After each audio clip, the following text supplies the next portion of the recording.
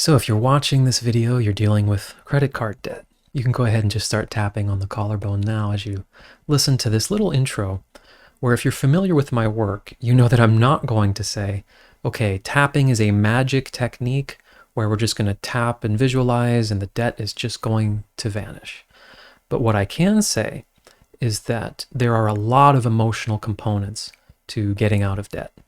And the judgment, the guilt, the shame, patterns, often unconscious patterns, things going back to your family, your relationship with money, all of that does affect debt, your ability to get out of it, what gets you into it. And the tapping and emotional work can be a huge, huge forward momentum in getting out. And I do have one testimonial on my website of someone where we went through this process and they were able to get out of debt. Not only through tapping, but of course it can play a huge role. So let's go to the side of the hand. Take a little breath, connecting to the emotions that are there for you around credit card debt, because it's going to be unique for each person. And repeating after me. Even though I have credit card debt, I'm open to the possibility of having some compassion for myself, which will help me towards a solution. Even though I have debt, it's not a belief, it's hard numbers. I choose to be open to the possibility that I can be kind to myself, release some fear and judgment, and this could actually help with a solution. So even though I have credit card debt, while the numbers may be hard and fast, my judgments about myself, the meaning I give this, how difficult or impossible I'm imagining this will be to reconcile, all of those beliefs and ideas and feelings of judgment and shame, they might not be as hard as the numbers. And I'm open to letting go so that I can be more productive in this process. Okay, let's go through the points now.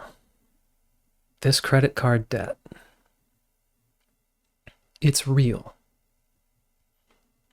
I may have tried other techniques, like visualizing myself out of debt, or trying to be more positive. But the debt is a fact. And I don't want to be in denial about this. Part of me is aware that it's not super responsible to pretend this doesn't exist, or to just wish it away. But I can be open to the possibility that there could be a lot of emotions around this, around myself and my relationship to money, that could absolutely be affecting my financial situation, and how clearly I'm able to see and execute on good solutions out of this. And any belief I'm holding that there is no way out of this, I choose to question that. I choose to allow any feelings in my body, any emotional tension that says this is impossible, it's too much. I have some compassion for that fear. I acknowledge that it might feel too much. But I'm open to that being a feeling that I can allow to move through me. Opening my mind that solutions exist. And any judgment I'm holding about myself for getting into this, about myself for how I handle money, any harsh words I'm saying about myself, I'm taking a moment to look at that judgment,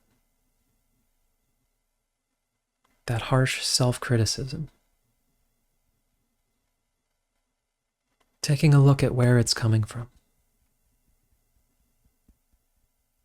Any fear, anger, or shame behind it. Any sense that I should be judging myself. Because that's how I'm going to get in line. That I should be hard on myself.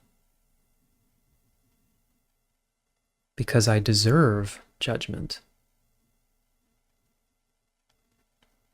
And that I need this judgment to get out of this. Just having compassion for that point of view. But also questioning it. If I think about other people in my life who are facing a challenging time, does it seem to help them the most? If I call them and say, that was really stupid of you. You're very irresponsible. Or is it more helpful to be encouraging? Not delusional, but supportive. I think there's a way out of this. How can I help? What resources might I need? Who can help me with this? What am I not seeing clearly? I choose to extend to myself this kind of grace. And I'm also open to the possibility that shifting my emotional state to one of feeling hope and resolve and optimism, maybe even imagining what would it feel like in my body if I was relieved of this debt. That these could be useful tools. This does not make me irresponsible. I still am open and willing to taking actions. But I can relax the judgment. I can relax the meaning that I'm a bad person or bad with money. And instead, have compassion and kindness. And say, okay, there's a situation here.